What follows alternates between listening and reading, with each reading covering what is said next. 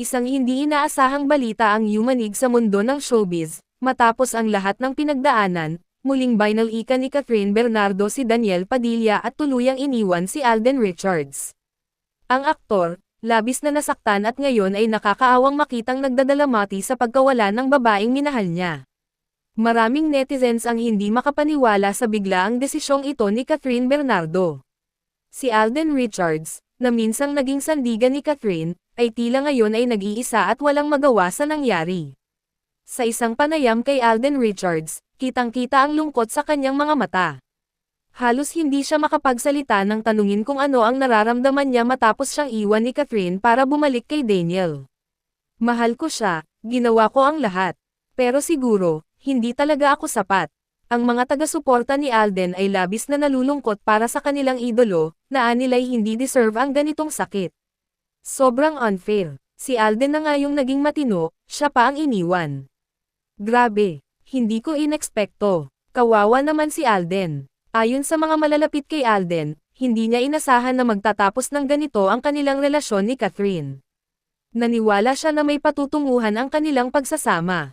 Labis siyang nasaktan. Hindi niya akalaing iiwan siya ni Catherine pagkatapos ng lahat ng sakripisyong ginawa niya para rito.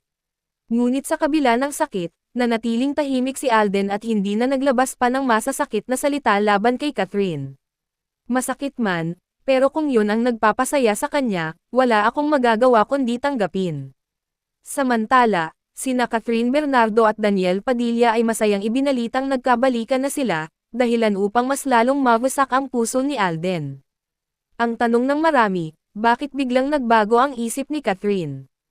Ayon sa ilang sources, muling lumapit si Daniel kay Catherine at nangakong magbabago.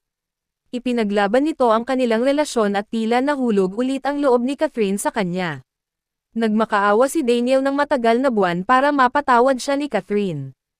And it worked. Napaniwala niya si Catherine na mas deserve niya ito kaysa kay Alden. Ngunit may mga nagsasabi na hindi ito patas kay Alden, na buong puso ang ibinigay kay Catherine mula nang maghiwalay sila ni Daniel.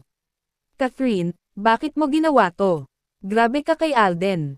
Alden, you deserve better. Stay strong. Napaka-professional ni Alden Richards. Sa halip na magsalita laban kay Catherine, pinili niyang ipagpatuloy ang kanyang trabaho at ituon ang pansin sa kanyang career.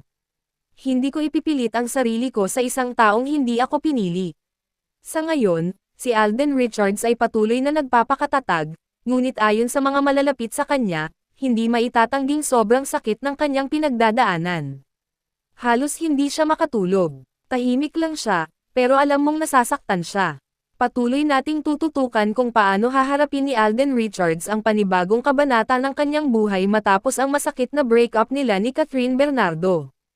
At ang tanong ng marami, may pag-asa pa kayang magbalik si Catherine kay Alden?